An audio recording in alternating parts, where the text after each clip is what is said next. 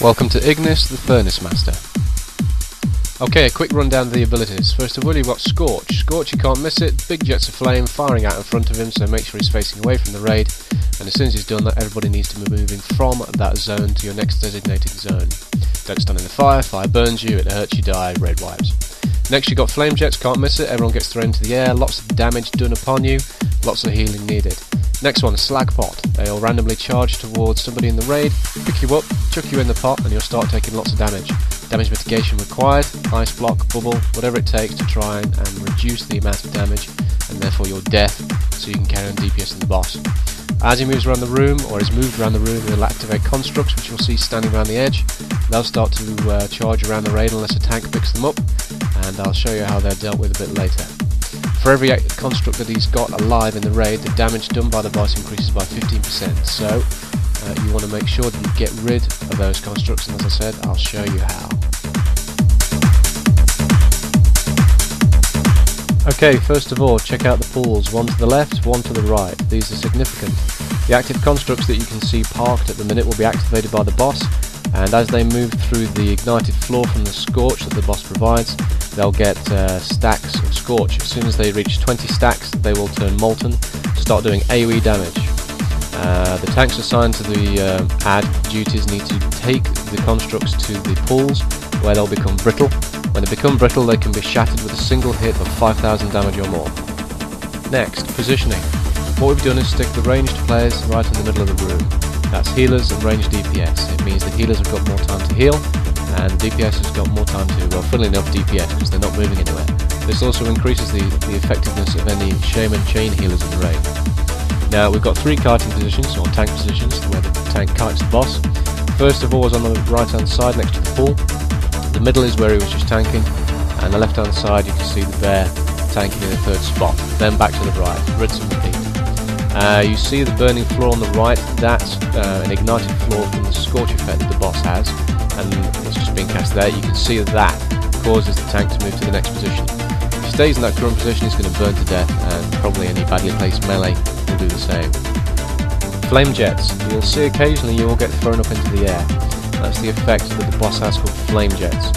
You need to keep an eye on the boss's cast bar, because whilst it also causes a massive amount of damage to the raid, kind of and almost more importantly, if you're casting a spell, it will prevent you from casting any spells of that spell type or spell type for the next 8 seconds. So you won't be able to heal, you won't be able to DPS, and that will more than likely lead to a raid wipe more than anything else.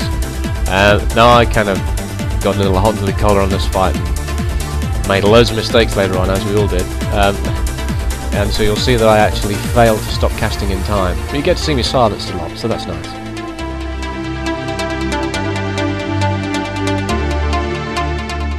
Right, now this isn't the best video to demonstrate what to do with the ads, but you see the ad that's coming in that's currently stunned, or was stunned, in the top left. He's now right in the middle of the ranged group. Just keep an eye on him a sec. Okay, he's going off to the right. You see how as he goes through the Scorch, the ignited section on the floor, he'll start to gain debuffs. You'll see as he comes back into frame that he's actually rooted to the spot. Now we had a priest, we had a mage, and as you can see we had a druid trying to keep them in that ignited section of the floor, so they start to stack as many debuffs on them as quickly as possible. Obviously the quicker you get them to 20, the quicker you can get them to the water. You can see he's now turned, you see.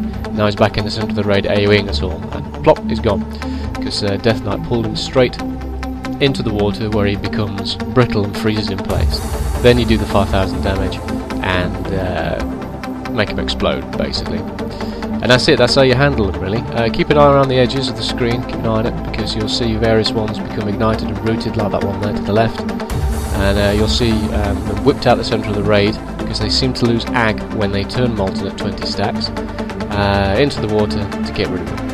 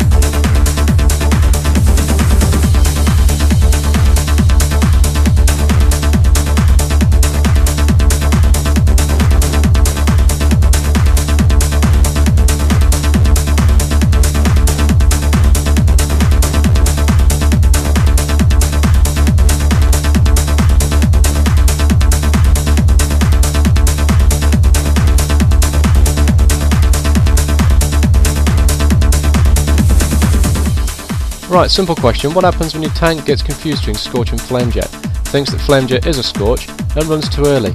Let us demonstrate.